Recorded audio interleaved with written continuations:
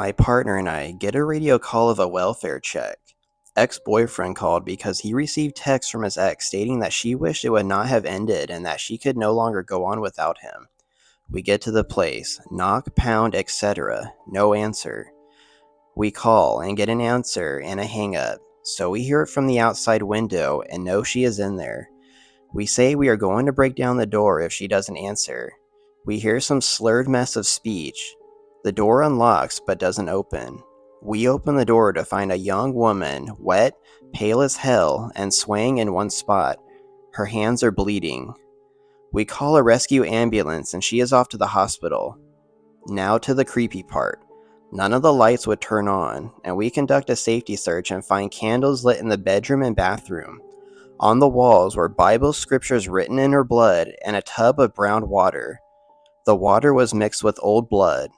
I don't know how she survived because the water was dark. She had been sitting in it for approximately 3 to 4 hours.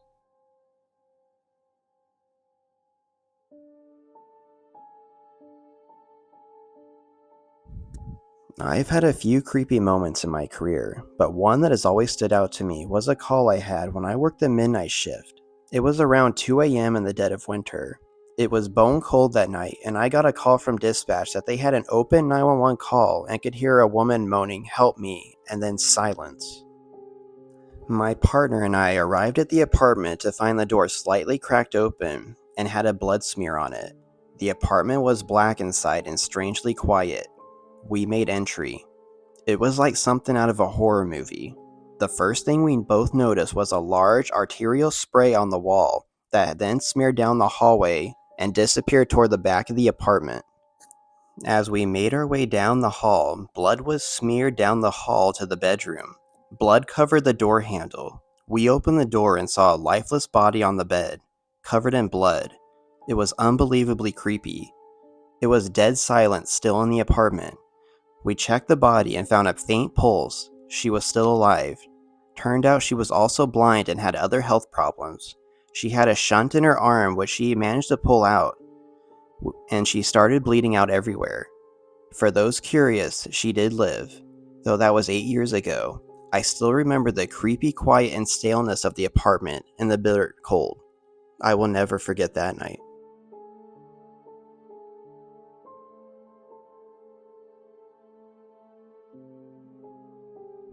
I worked in a small town in Ohio called Celeryville. My daughter was up one night clipping her nails and decides to draw back the curtains and look out the window. She, to her surprise, is staring face to face with what appears to be a werewolf. Keep in mind that the window was about 4 feet off of the ground. I didn't really believe her, but I saw the fear in her eyes and walked around the perimeter of my house with a pistol and a flashlight. Whatever was there was gone. A week later, me and my coworker busted a peeping Tom who would dress up in a werewolf costume so that no one would be able to identify him or believe the witnesses.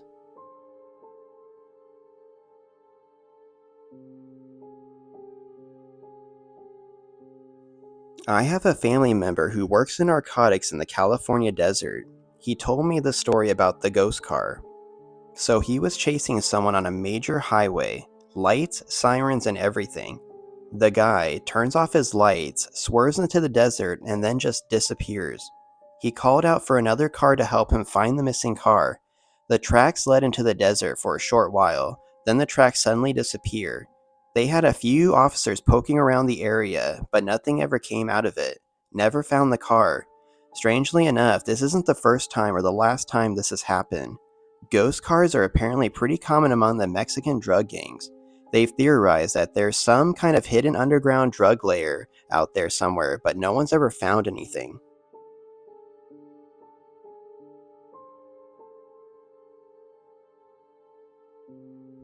I was sitting monitoring a stop sign late at night somewhere around 2 or 3 in the morning. The area was notoriously known for a gruesome murder that has still gone unsolved. While sitting there, I noticed something shoot across the back of my car in the rearview mirror. As I was looking in the mirror trying to see what was behind my car, the black shadow shot up the driver's side of my car, then across the front of my car. Creeped out, I realized it was time to get out of there and gunned it down the road. Our video cameras in the car are set to turn on automatically at certain speeds, so it turned on. I decided to review the camera to see if something really did cross the front of my car. During the point where something should have went in front of my car, the camera went completely dark like something blocked the lens. Needless to say, I didn't monitor that stop sign anymore after that.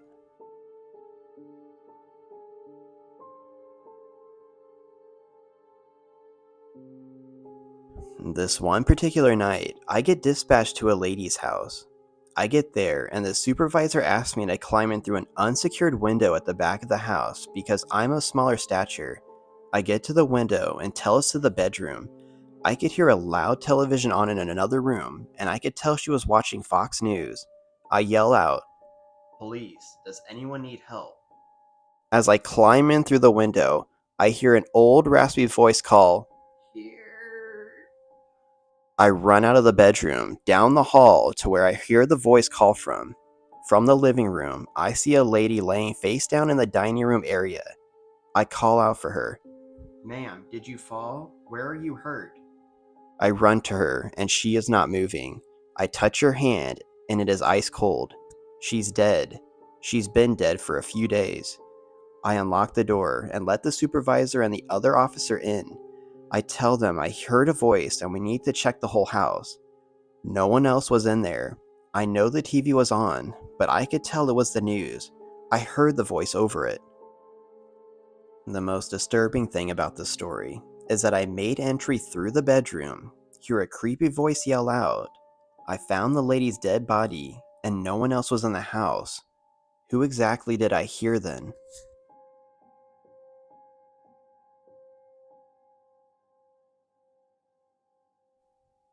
This story is pretty disturbing, but once I found a man who had been dead for a couple of weeks. He had some pet rats. When the food for the rats ran out, they broke free and ate the meat of the man.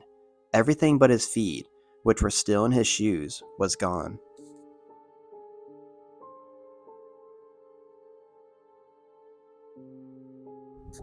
A number of years ago, we were called to a body dumped in the stairway of a public housing building. As we arrive, we shove the floor mat into the door to prop it open. A nice young guy gives a hand and we secure the scene. The deceased had multiple mutilations about his body, slashes, stabs, and burns. Yet his clothes are bloodless. Medical examiner arrives. The body is completely drained. The corpse is fresh, as no signs of decomposition have set in. The detectives arrive, and the investigation begins. We remove the body and resume our duties. A month later, an arrest is made. Remember that nice kid that helped us with the door? He was the friend of the victim. He and a girl had been drinking with the victim. An argument eventually started between them, and they beat the victim unconscious, tethered him to a chair, and proceeded to torture him for 2 days. After he died, they drained him in the tub, changed his clothes, opened the apartment door, and threw him down the stairs. In case you were wondering, there were 0 911 calls for this period of time he was being tortured. Those apartments are very close together. I would imagine 2 days of torture would make a little bit of noise for someone in those apartments to hear. Unfortunately, nobody heard anything that night.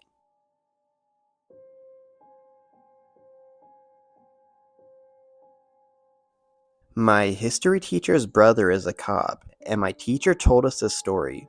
On Halloween night a few years back, the cop was called to a costume party being held on an upper floor of the apartment complex. A noise complaint or something had been called in. He got to the apartment building close to midnight, and right as he arrived, he saw a blur of motion and heard a loud wet smack. He located the point where the blurry figure landed. Laying on the ground a few feet from the door was a corpse that had fallen some 9 stories from the party. He had hit the ground going pretty fast, head first, so the top of his head had exploded and scattered throughout the front lawn. What's even worse, the lower half of his head was still intact, but had lodged itself inside the man's chest cavity. His neck was broken in several places. He was dressed as Batman.